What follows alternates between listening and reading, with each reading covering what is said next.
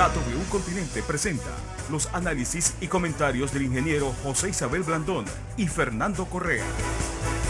Muy buenos días, Panamá. Hoy es martes 23 de marzo, un día en el que pues, el presidente dijo no va a haber encierro de Semana Santa, pero eso sí, con mucha precaución ante esta tercera ola. Atención porque un grupo de coloneses encabezados por el diputado Jairo Salazar pues, cierran Frankfield y los puertos de Manzanillo y Cocosolo, el de Evergreen. Bueno, esto después de la batalla campal habida ayer en frente del Parlatino, en el lugar donde se está llevando a cabo el diálogo por la Caja del Seguro Social, que ayer dijeron, pues hemos avanzado en la metodología. Bueno, otro asesinato múltiple en los Estados Unidos, 10 muertos en Colorado, en otro tiroteo mortal, en un momento en el que pues, la alcaldía del condado de Dade dice haber controlado lo que está pasando en Miami Beach. Y este Spring Break ha sido, pues, está fuera de orden. Muchas de las cosas que están ocurriendo allí. Pues el mundo preocupado por esa tercera ola. Pues, como les dije ayer, fue la más mortífera con la gripe del 18, la llamada gripe española.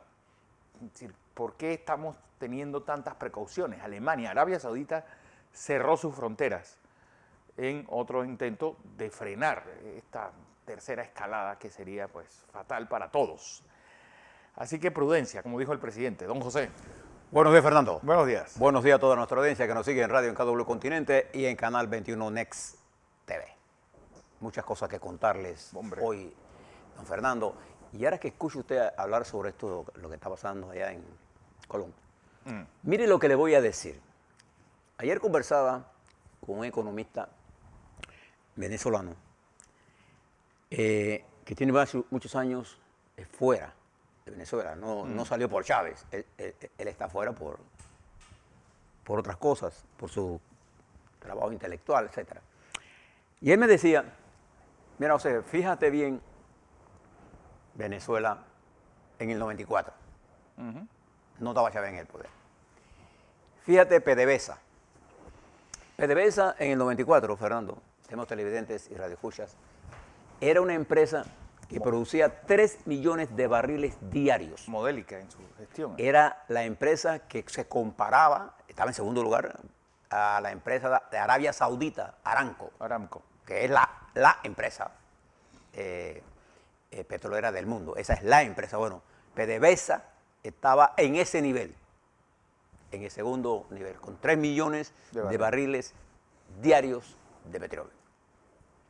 PDVSA en el año 2020, el año pasado, reporta una producción anual promedio de 400.000 barriles diarios de petróleo y una empresa totalmente quebrada y totalmente ineficiente desde el punto de vista tecnológico, con graves problemas de mantenimiento, con una corrupción interna increíble. PDVSA fue, me decía él, y eso, mire los números, fue la caja menuda que financió todo el proceso de Chávez. Recuerda que en aquella época de Chávez, cuando Chávez llega, después en el 98, 99, el petróleo llegó a 100 y pico de dólares el barril. Y eso produjo un auge que no solamente debió fortalecer PDVSA, sino lo que hizo fue engullirse a PDVSA. Y ahora, con las nuevas legislaciones que pasaron en este proceso de Chávez y Maduro, si una empresa internacional quiere invertir en PDVSA, tiene que ser socio de PDVSA y pagarle efectivo a PDVSA y ver qué pasa ahí. Como consecuencia, nadie va a invertir. Claro. Y el ministro de Petróleo, ya el nombre árabe. Ali Rodríguez. No, Ali Rodríguez. Bueno, Ali Rodríguez era el anterior. Un SAP de no sé qué cosa. Dice que se necesitarían como 10.000 millones de dólares y que él va a poner a esa empresa a producir 1.500. 1,5 millones. 1,5 millones de barriles diarios en los próximos años. Eso es casi imposible. Probablemente pueda ser 700, 800. Y él atribuye esto a los atentados criminales contra la empresa. En realidad, PDVSA tiene un problema de mantenimiento enorme, y tendría que hacer muchos pozos, tendría que hacer inversiones multimillonarias. Y la deuda de Venezuela en dólares es más de cerca de los 170.000 millones de dólares solo en eso, sin hablar de las otras nuevas deudas que ha contraído con la República Popular China y con Rusia.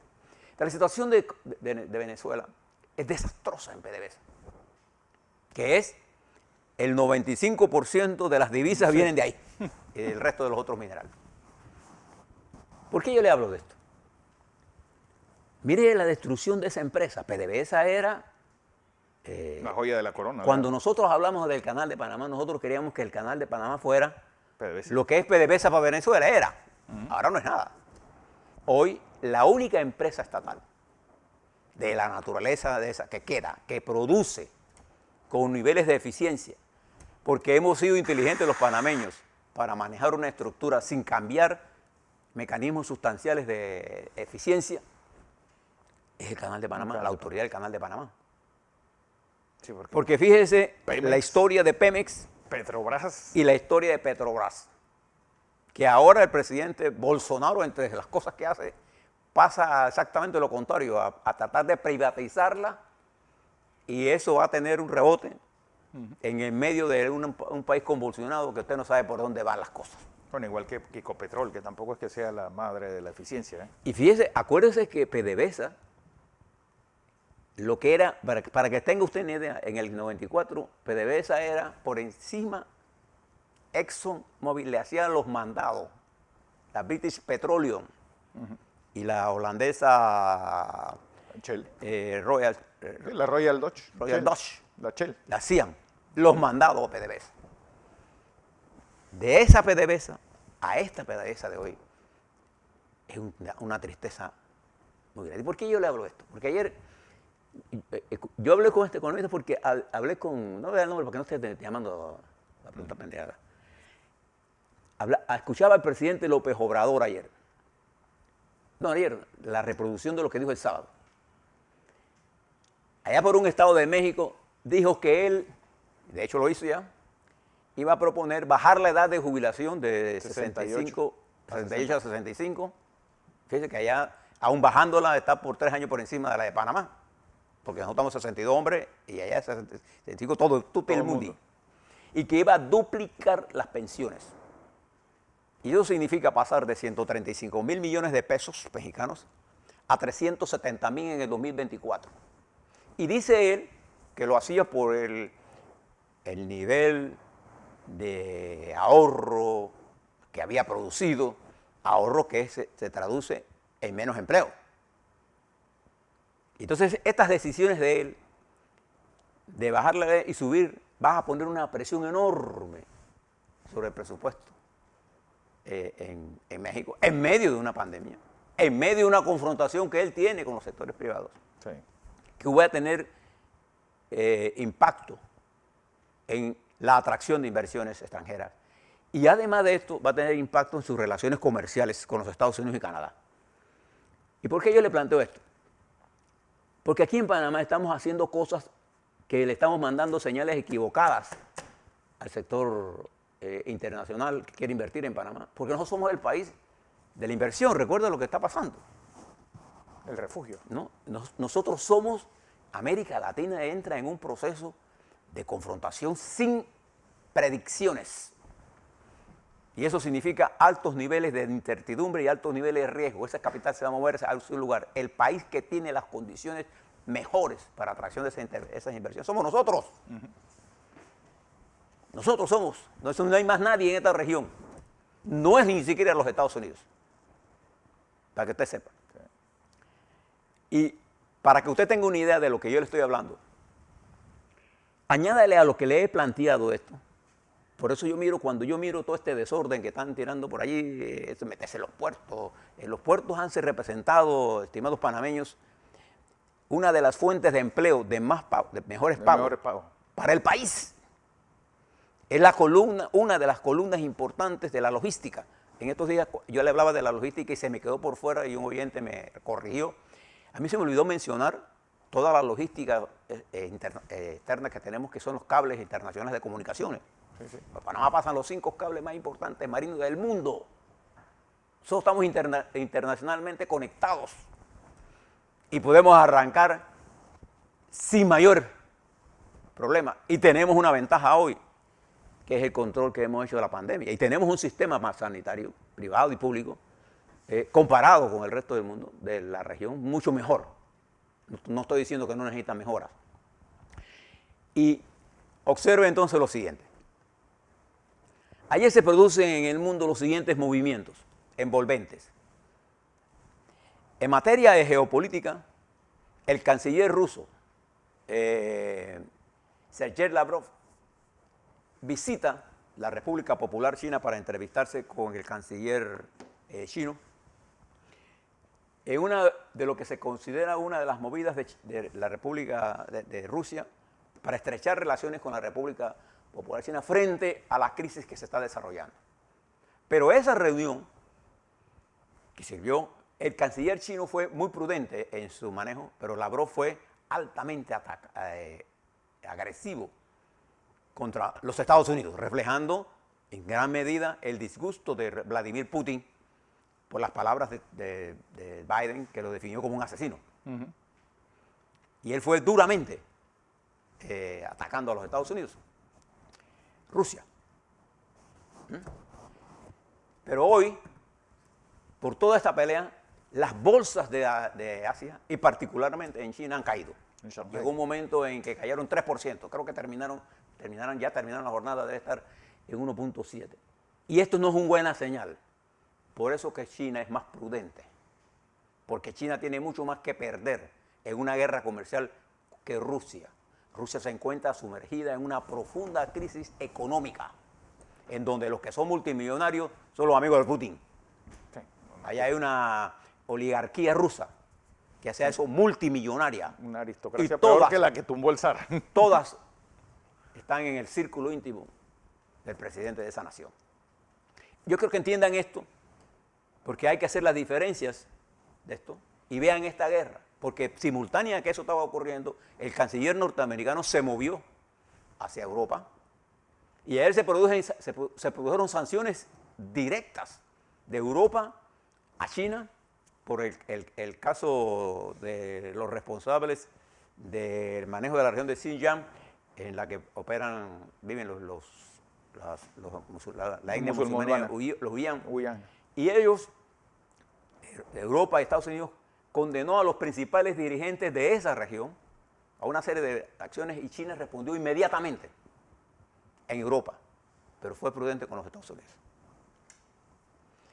Entonces, China está buscando, sin duda alguna, y conociendo, por eso le leí ayer el comunicado de China, un acuerdo con los Estados Unidos, acuerdos que a nosotros nos interesa que estas potencias lleguen, porque en ese acuerdo nosotros podemos acomodarnos a tener una posición, sabiendo quién es nuestro amigo, porque aquí hay que estar claro quién es nuestro aliado estratégico. Y para mí el aliado estratégico de la República de Panamá es los Estados Unidos, sin duda alguna. Sin duda alguna. Eso no quiere decir que nosotros tenemos que ser enemigos de China, no. Lo que quiere decir es que debemos entender el tipo de relación que debemos tener con la República Popular China, que nos interesa a nosotros. Pero debemos entender también la región, porque se están produciendo cosas importantísimas, pero tenemos que dar señales adecuadas. Tenemos que dar señales adecuadas. Afortunadamente, por los últimos 30 años, nosotros hemos desarrollado un modelo en la que permite esto. Lo que tenemos que hacer era lo que yo le decía. Nosotros hemos desarrollado un modelo de transitismo que ha logrado una capacidad de comunicación externa muy grande y una regional pésima. El país no está conectado, el país interno, no. Pero el país externo está súper conectado.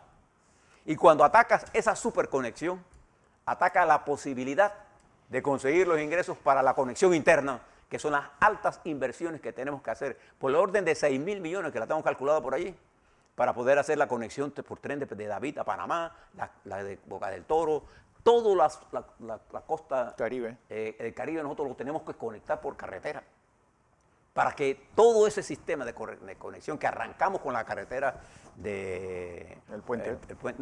El corredor norte, que lo llevamos hasta Colón, y ampliamos todo eso. Eso hay que seguirlo conectando para llegar hasta Puerto Valdía. Entonces, le planteo esto porque entendiendo la dinámica internacional, debemos entender el peligro cuando nosotros hablamos de que hay que poner una tasa de interés a los bancos fija. Cuando comenzamos a hacer ñamerías en nombre de un populismo, tratando de ganar votos. Lo que nosotros debemos ganar es la creación de puestos de trabajo y traer inversiones para que la nación tenga recursos para impulsar el desarrollo nacional y retomar el sendero de eso. Estamos en mejores condiciones. Y ahora les cuento. Miren lo que está pasando con el COVID. Si usted mira el COVID, Chile, y le pongo a Chile porque Chile, yo siempre trato de comparar, nosotros y Chile tuvimos un tú a tú en materia económica y de bienestar, pero hoy también tenemos un tú a tú en la pandemia. Hoy Chile toma medidas para que a partir del jueves 24, el 72% de la población chilena va a estar bajo confinamiento por el agravamiento de la pandemia. En Paraguay, el 100% de las unidades de cuidado intensivo están full. El virus sobrepasó el sistema hospitalario. Eso no ha pasado en la República de Panamá. En Brasil, la situación es caótica. 1.254.175 casos activos. Es tan caótica que el Procurador General de la Nación ha pedido que el presidente Bolsonaro lo separen, no del cargo, sino lo separen de la dirección de 4 ministerios importantes, entre ellos Salud, Obras Públicas, Comercio y el manejo de la pandemia. O sea, un presidente que no maneje eso porque cada vez que mete la mano ahí mete un desastre. Y fíjese Venezuela, que se ha bloqueado, y entonces hay un nuevo virus. Mire los números de nuestra región. Y fíjese Alemania. Alemania anunció unas medidas drásticas porque se ha salido de control. Hay una nueva variantes del virus que están circulando con mayor capacidad de reproducción y de hacer daños. Y Francia. Y entonces eso incluso está pasando en los Estados Unidos, que ahora entró en el Spring Break y usted va a ver el resultado de eso. Esperemos que la vacunación camine, pero hay un problema con la vacunación, Fernando. Que la vacunación está centralizada y es la que ha llevado a demostrar el nivel de desproporcionalidad que existe en el mundo. Los países ricos, incluso a nosotros que somos de ingresos medios, nos están dejando sin vacunas. Ellos primero. Ahí cuando usted debe entender que las relaciones entre las naciones son de interés. No son relaciones personales. No es que tenemos que hacernos amigos del señor Biden. Debemos entender la relación estratégica entre ellos y nosotros, entre China y nosotros, entre nosotros y el mundo, entre nosotros y Japón. Ese es un país al cual yo tengo que prestarle especial atención. Japón es el tercer usuario del Canal de Panamá y es una de las potencias más importantes en la competencia con la República Popular China. Si yo entiendo eso y entiendo el esfuerzo que hemos hecho en la pandemia y que hoy, cuando vea las cifras, usted va a pensar lo que yo le estoy diciendo. Y creo que tengo más tiempo. Pero fíjese, ahora mire la situación política de nuestro país. Ayer revisaba el debate que se dio en Perú. En Perú, acuérdense que Perú hay... Elecciones en 2 semanas. Sí, en 3 semanas. 3 semanas. 2 semanas, el 12 por ahí. Y allí, como son tantos, escogieron a los 5 primeros. Y el debate en Perú giró en un torno, mientras los estudios sociológicos de lo que Perú quiere dicen una cosa, los políticos están hablando otra cosa. Solo la señora Verónica Mendoza, una de las candidatas de uno de los partidos, pudo entender con claridad que lo que más le preocupa al Perú hoy en estas elecciones, ¿sabe qué es? El coronavirus. Por supuesto. ¿No? Mientras otros estaban hablando de darle a la farmacéutica, qué sé yo, ¿sabe lo que ella dijo? Yo me comprometo a que el Estado peruano le dé gratis las vacunas a todo el mundo y que comencemos a intervenir las clínicas y las fábricas productoras de oxígeno de manera que podamos tener oxígeno disponible para la población y se dejen de estar especulando con el oxígeno. Ese es el enfoque. Resultado, en el debate ella quedó con el 38%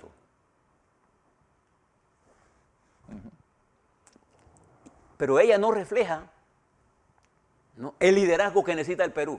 Quien gane esas elecciones va a encontrar una Cámara que va a ser un desastre, porque eso va a ser la Babel, la Torre de Babel. ¿Se acuerdan de la Torre de Babel, no? De todo, nadie se entendía porque nadie hablaba el mismo idioma. Bueno, así está Perú. Luego unos escuchan una cosa, otros escuchan lo que da la gana. Y eso va a romper. Y cuando hicieron la evaluación del amigo presidente actual, Sugasti, ¿no? Sugasti. Quedó en 66% de índice de negatividad contra 28% de índice de positividad. Es un desastre. Este que habló, ¿se acuerda? Cuando tumbaron a Vizcarra. Y en Perú llevan presidentes, ¿se recuerdan? Claro. En el año 88 aquí en Panamá había 3 presidentes desechables. Un día que no aparecía, lo tumbaban una conspiración, lo tumbaban otro. Y en Perú es fácil tumbar un presidente.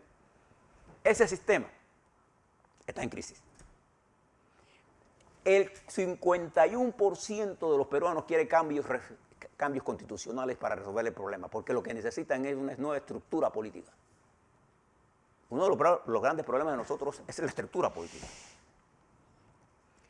Y si usted se mueve a Ecuador, después del desastroso debate, entre comillas, del domingo, sí, en la que fueron acusaciones, y creo que el joven Araúz fue más hábil, sacó un billete de $20 y lo puso ahí, que él no, fue más escénico, el otro parecía un banquero.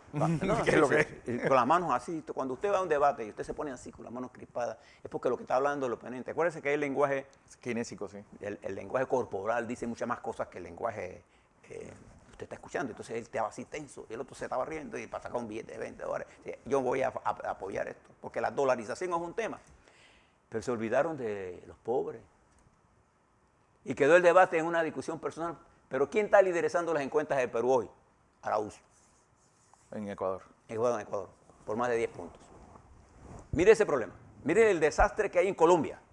Asesinatos, droga, corrupción. Caliente la frontera con Venezuela. Pero sin embargo, el señor Duque está preocupado por Venezuela y no está preocupado por su país, pues. Y en Venezuela eso es un desastre total, absoluto. Maduro y su gobierno es un perfecto desastre. Nada más que recuerde esto de PDVSA, nada más recuerde esto. Eso para mencionarle una nada más. Y la mayoría de las compañías privadas en Venezuela se manejan a través de la estructura financiera de PDVSA. Ya usted sabe que la inversión privada ahí no tiene ningún sentido. Ahora los cisneros están tratando de regresar a Venezuela para comprar activos baratos, sí, apostando al futuro que se vaya el señor de ahí. Pero ese es un sistema que va a caer. Y en Brasil la situación es bien complicada. Y en Bolivia, ¿no?, aparte de que tienen un presidente que sí manejó el país, porque él era el ministro de Economía, y él sí sabe, y tiene la gran ventaja que el valor del litio ha subido. Y sí, tanto en Perú como en Bolivia, como en Chile, el valor de los recursos minerales cobra una discusión nacional. Los peruanos están reclamando más ingresos de las empresas que explotan sus recursos naturales, entre ellos el cobre. Perú es el segundo productor de cobre después de Chile. Y Chile también está en lo mismo. Y póngase a pensar que con el precio del cobre nosotros estamos recibiendo en Panamá 2% de regalías, lo que significa peor que la situación que teníamos con el Canal de Panamá en términos de colonialismo. Entonces nosotros tenemos que pensar en todas estas cosas y actuar con inteligencia. Pero lo que vimos ayer, en el caos ese, gana la destrucción de la nación. Por eso me alegré que llegaran algunos tipos de acuerdos en la Caja del Seguro Social. Pero hay que discutir las cosas con seriedad, con profundidad. ¿Cuál es el temor de discutir todas las cosas que tenemos que discutir? Porque al no discutirlas, lo que estamos haciendo es tapando, ¿no?, poniendo un taparrabo. Se nos ve la mitad de las cosas y las otras no. Entonces, o vamos a resolverla o no la vamos a resolver. Porque cuando no haya plata para las pensiones, entonces ¿quién le va a explicar eso? Sí. Ah, no, que el gobierno no tuvo la valentía de hacer los cambios. Usted lo va a ver. Pues para cambiar de discurso, la gente populista y la gente de derecha se mueven en los extremos. Y son fáciles de tocarse ellos, se dan las manos en los extremos. La gente que está en el medio, que son los que construyen naciones, lo que se conoce en inglés como el mainstream, la que están, que representa casi el 85% de todas las naciones, quieren cambios programados, hechos en el tiempo, con capacidad de administración. Eso es lo que quieren, ¿no? Y ahora le cuento lo que pasó ayer en el Tribunal de Justicia, en el caso de apelación del caso de Odebrecht. Pregúntese, ¿por qué 3 miembros del Tribunal de Apelaciones rechazaron las decisiones de la juez? Del juez, no sé en la juez o juez. Del juez. Porque además las decisiones del juez eran incorrectas. El juez estaba pensando en los medios, no en la justicia. Sencillo. Si usted tiene un problema aquí que ya lo arregló, había un acuerdo judicial que estaba legalizado, deshacer eso significa mandar un mensaje equivocado. Ah, no, pero aquí con la prensa quiere que se deshaga. Porque al final se salen todos los que se salen del carril. Bueno, lo que nosotros tenemos que terminar el proceso. Y si usted le debe a la compañía, páguele para que cobre el gobierno, hombre. Eso es tan sencillo como eso. Pero no. Es la política de la consigna. A la vuelta vamos a hablar de COVID-19. ¿Cómo estamos? ¿Cómo está la positividad? Y la voy a comparar con el resto del mundo. ¿Cómo estamos nosotros en eso? ¿Cómo va la vacunación? El diálogo. Este caos que vemos en las calles, que pareciera sin conexión, tiene toda un esquema ya lanzado. Sí. Que es el permanente ataque a la institucionalidad y a la legalidad para sustituirlo por el caos, por las acusaciones sin fundamentos y sin pruebas.